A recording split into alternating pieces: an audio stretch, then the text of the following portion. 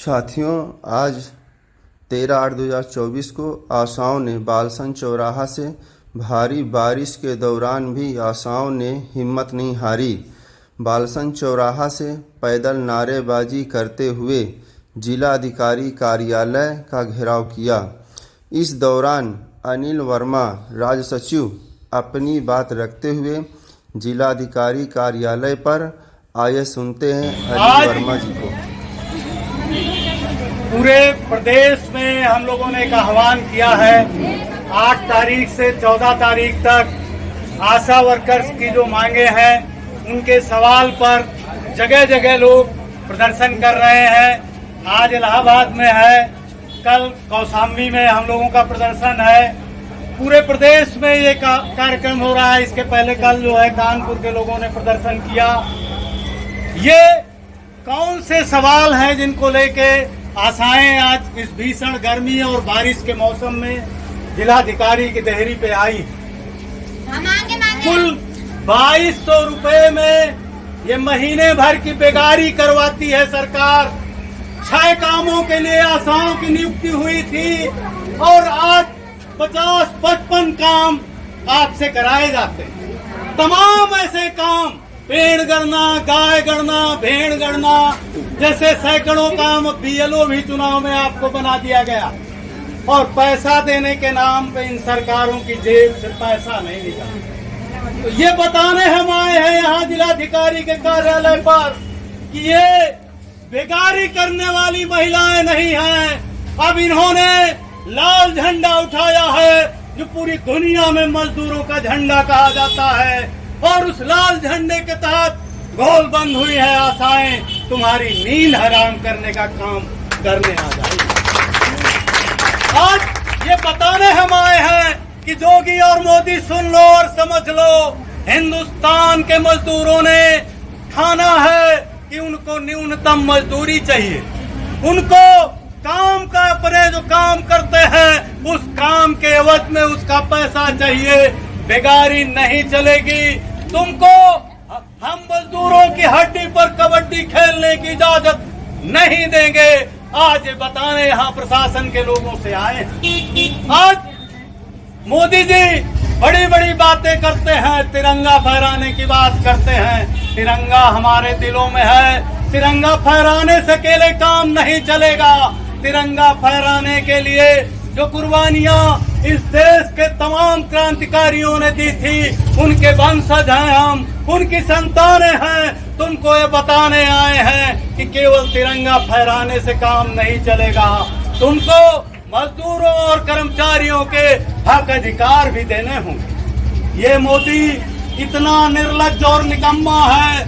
सन 2013 में जो मनमोहन सिंह के समय में 45वां श्रम सम्मेलन हुआ था, उस श्रम सम्मेलन में कहा था कि आशा वर्कर्स स्वयं सेविका नहीं है, वो कर्मचारी हैं, उनको कर्मचारी का दर्जा मिलना चाहिए। इस चीज को लड़के हमने, हमारे महासंघों ने, केंद्र में मनमोहन सिंह की सरकार थी और आपके श्रम मंत्री जो इस समय जो है भाजपा के अध्यक्ष हैं खड़गे जी, उनके नेतृत्व में वो श्रम सम्मेलन हुआ था, उसमें माना था। इसके बाद मोदी ने खुद अपने नेतृत्व में सन 17 में एक श्रम सम्मेलन किया जिसको 46वां श्रम सम्मेलन कहते हैं। उसमें इन्होंने माना कि आशा वर्कर स्वयं सेविका नहीं है, कर्मचारी है, तो कर्मचारी का दर्जा तुम क्यों नहीं देते हो? एक बात और हम कहेंगे कि मोदी जी इतने निर्लज्ज हैं कि 17 के बाद उन्होंने श्रम सम्मेलन आज तक नहीं बुलाया। कि जो है हम लोग श्रम सम्मेलन में चिल्लाते हैं, बाइकआउट करते हैं, तो श्रम सम्मेलन ही नहीं बुलाया। तमाम जो त्रिपक्षी जो है समितियां हैं, मजदूरों के पक्ष में, कर्मचारियों के पक्ष में, इन जोगी जी ने भी आज तक जिस दिन गद्दी में बैठे उससे आज तक उन श्रम समितियों को नहीं बुलाया। क्योंकि वहां भी हम सवाल करते हैं कि आशा वर्कर 2000-2500 में काम नहीं करेगी। आशा वर्कर को 17वें वेतनमान के हिसाब से आज की तारीख में 26,000 रुपया चाहिए और उस सवाल पे हम लोग लड़ रहे हैं। आज पहले इस प्रदेश के रजिस्ट्रार के ऑफिस हम लोग गए थे तो कह रहे थे कि आशाओं का कर्मचारी नहीं है, इसलिए ट्रेड यूनियन में रजिस्ट्रेशन नहीं हो सकता। तो हमने उनको 45वें और 46वें श्रम सम्मेलन की रिपोर्ट दी और कहा तुम्हारी केंद्र की सरकार मांगती है तो तुम क्यों नहीं मानोगे कि ये कर्मचारी। और हमारी यूनियन रजिस्टर्ड हुई, जिस दिन से हमारी यूनियन ट्रेड यूनियन एक्ट में रजिस्टर्ड हुई है, हमने कई बड़े कार्यक्रम लिए हैं। इसी साल के फरवरी के महीने में आखिरी दिनों में आप लोग भी गई थी लखनऊ की सड़कों में। 3 दिन हम लोग लखनऊ में धरना दिए थे। उत्तर प्रदेश की सरकार वार्ता नहीं करना चाहती थी, लेकिन तीसरे दिन की घेरेबंदी में उन्होंने बुलाया और एनएचएम के डायरेक्टर के साथ बात हुई। ये जोगी और मोदी कहते हैं बड़े साफ सुथरे हैं, इनके राज में कोई घोटाला नहीं है, कोई घूसखोरी नहीं है। हमने उनको लिख के बताया कि आशा वर्कर्स के मद का थोड़ा बहुत पैसा नहीं, 1.5 लाख करोड़ रुपया। आप उम्मीद वो करिए, अनुमान करिए, ये कचहरी का पूरा परिसर 500 के नोटों से भरा जाए तब भी जो है वो नोटें बच जाएंगी।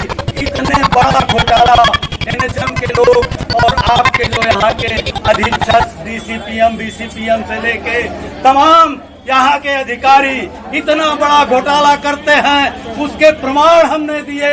तो कह रही है एनएचएम की डायरेक्टर भी एक लेडी हैं, उन्होंने कहा कि आप इस तरह कह रहे हैं कि हम कर रहे हैं। हमने कहा कौन कर रहा है ये बताइए ना। इतनी शिकायतें हम लोगों ने एनएचएम से लेके मुख्यमंत्री को दी हैं कि अगर उसकी किताब बनाई जाए तो 1,500 पेज के ईमेल आज यहाँ के जो है आपके लखनऊ और दिल्ली की सरकारों की ईमेल में पड़े हुए।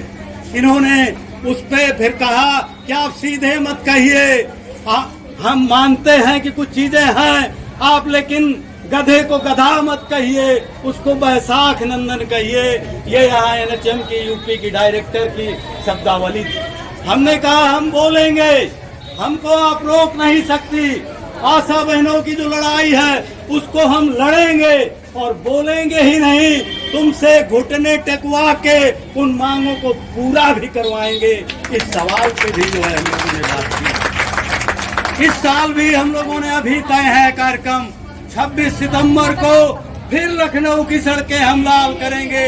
और इस बार हम कह के आए थे, इसी 24 में हम कह के आए थे कि अब की बार लखनऊ आएंगे तो लौटेंगे तब जब हमारी मांगे पूरी हो जाएंगी।